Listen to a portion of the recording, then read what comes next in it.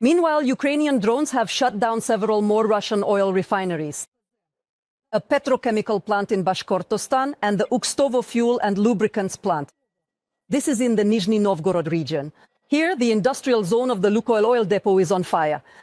This is a key enterprise for supplying fuel to the Moscow region, which accounts for about a third of gasoline consumption in Russia.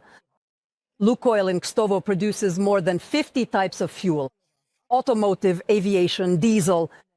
So, Ukrainian sanctions against Russian oil refining continue. And after Trump's sanctions on Russian energy resources, Turkey began to turn away from Russian oil.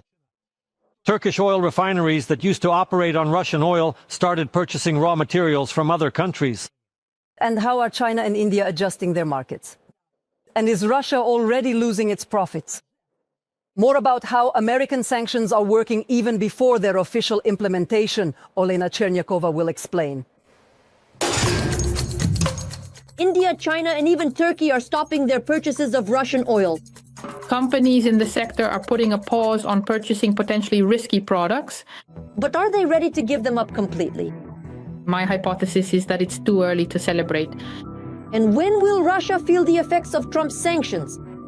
Oil extraction and refining make up 90% of the budget of the Ministry of Defense of the Russian Federation.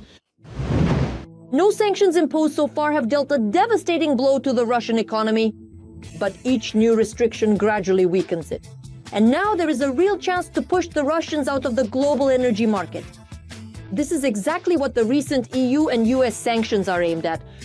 In 2022, our partners did not dare to take such a step, because there was a shortage of oil in the world. In the year 2026, we are expecting to see a rather large surplus in oil production, with the amount produced significantly exceeding the amount consumed.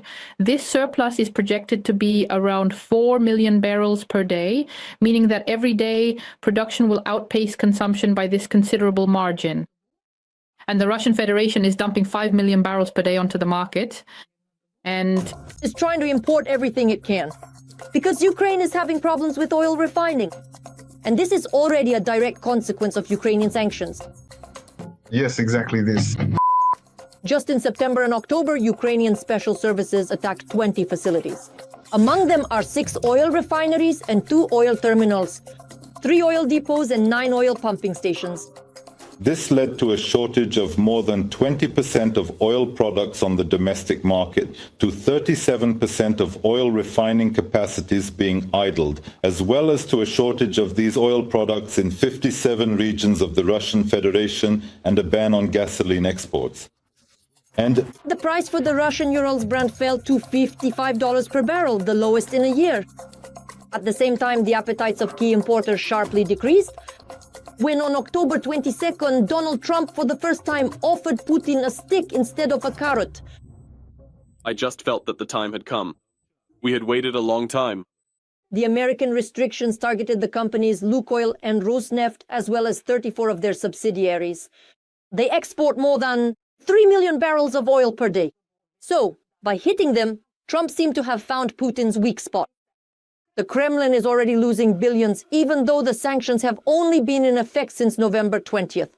If China and India, 2 of the largest and most influential countries in Asia, even partially comply with the international sanctions that have been imposed on the major Russian oil companies Lukoil and Rosneft, the resulting financial losses could potentially be around $2.6 billion per month, according to current estimates. Thank you very much for your attention. In China, the state corporations Sinopec and PetroChina have already refused several planned shipments, according to Bloomberg. According to analysts' estimates, imports from Russia have decreased by approximately 400,000 barrels per day. Whether this trend will continue is unknown, because, as practice shows, the Russians always find loopholes in the sanctions. So in the case of China, I would say this is a reaction to American sanctions. That's the first thing. And secondly, for now, they are waiting to see what happens. Usually the first 2 or 3 weeks there will be a decline, and generally the first instinctive reaction is to pull back, but then most likely new supply schemes appear. But the situation with Turkey is different.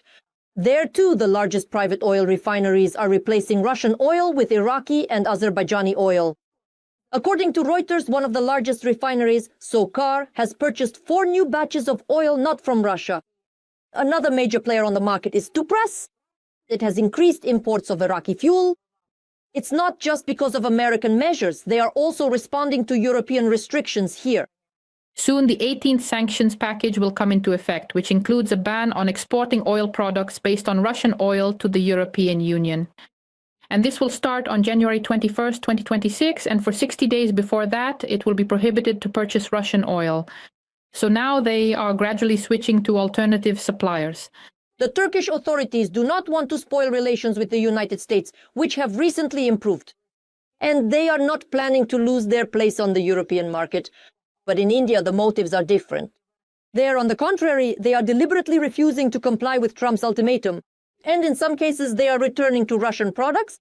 For example, after a pause, Indian Oil Corp has once again purchased 3.5 million barrels of ESPO crude oil, a grade that is not subject to U.S. sanctions. Some companies in Europe are also looking for ways to circumvent the new restrictions. Hungary, for example, is currently trying to negotiate for exemptions as it faces specific challenges and concerns related to the proposed measures. And even if you take Belgium as another example, you can see that there are still Lukoil gas stations operating there, which shows that the situation is not straightforward. So based on these cases, I expect that this movement for exceptions and requests for special treatment will continue as countries seek to address their own unique circumstances. But the Russians are not standing aside. Lukoil has started selling its assets in the West. Russian oil is being kept afloat by the decisions of OPEC+. This Sunday, the organization, which Russia is also a part of, decided not to increase production. However, this could change if there is political will from just one player, Saudi Arabia. If Saudi Arabia chooses to align itself with Trump and starts increasing production, and they have significant, enormous reserves and capabilities, they could push Russia out of the market entirely, both in the short term and even in the long term if there is a political decision. The visit of the Crown Prince of Saudi Arabia to the White House is scheduled for November 18th, which coincides with the implementation of American sanctions. Now, it's important that until then, Trump does not ease his restrictions and that there isn't another escalation in the Middle East, which could cause oil prices to rise again. Olena Chernyakova, We Are Ukraine. Marathon, United News. Russian energy infrastructure is under drone attacks. Last night, a facility in the suburbs of Vladimir was attacked. In addition, a series of powerful explosions occurred near the CHP plant in the Russian city of Orel. Russian Telegram channels report that less than a kilometer from the Orel CHP plant, there is a defense enterprise that manufactures equipment for servicing and evacuating military vehicles. The Orel CHP plant had already been attacked by defense forces on the night of October 31st with Neptune missiles. At that time, the Ukrainian Navy reported that this combined heat and power plant had been put out of operation,